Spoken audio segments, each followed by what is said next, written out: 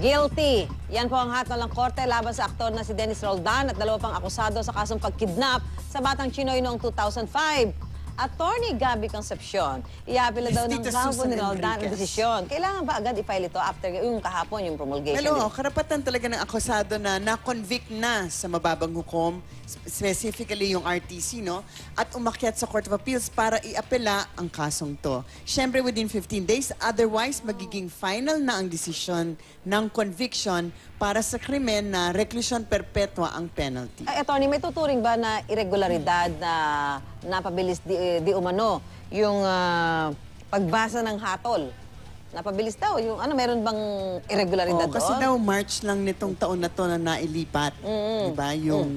Yung kaso, kasi apat na beses yata nagpalit ng huwes. So, not necessarily kailangan siguro magbigay sila ng ibang alegasyon at maghain ng ibang pruweba kung bakit dapat paghinalaan ng masama ang judge na mabilis na nagbigay ng hatol. Sabi nila nga daw, yung trial na tumagal daw ng ilang taon, biglang na-decide in a few months kasi nung March lang nga nalipat.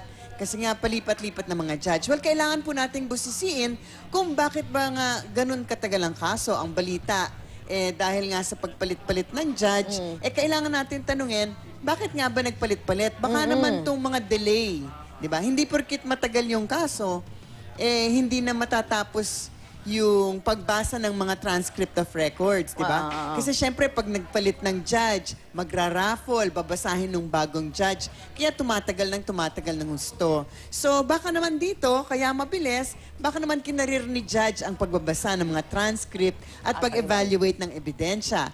Hindi po natin dapat paghinalaan kaagad ang isang judge naniniwala sa constitutional guaranteed right ng speedy disposition of cases. Kumbaga, sala sa init, sala sa lamig. Kung matagal, naku, di ba? Merong nangyaring himala. Pag masyadong mabilis, naku, ganun din. Paghihinalaan mo rin, di ba? So, kailangan magbigay naman sila ng ibang alegasyon kung bakit naman dapat masamain ang mabilis na paghatol. Attorney, ano ba yung bigat ng kidnapping compared doon sa serious illegal detention na mga ganong kaso? Well, actually, yung kidnapping at saka illegal detention, halos pareho lang sila. Parehong deprivation of liberty. Yes, Kaya lang, pag sinabi mo kasing kidnapping, merong element na kinuha mo yung tao Okay. May abduction. Yung illegal detention, maaaring walang pagtatangay ng tao. Kunwari, nandyan ka, sinara ko yung pinto, linak ko, hindi kita pinaalis. But in the end, ang suma total, hindi makaalis yung tao at malayang ikot, makakalakad. Pero maaaring yung kidnapping or detention, maaaring serious o slight. At ito nga ay nagiging serious kung ang biktima ay menor de edad or tumagal ng sobra sa 3 araw ang pag-detain or may serious physical injuries, parang yung kay Bong Navarro, di ba? At pag serious illegal detention or kidnapping, reclusion perpetua, ang hatol. Ngayon, kung walang ganitong mga circumstances, di ba, yung mabilis na napalaya, etc., slight illegal detention lang siya at 12 years and 1 day to 20 years lang ang kulong. Ayan. Ako. Maraming salamat po, Attorney Gabby Concepcion. Maraming salamat Good morning.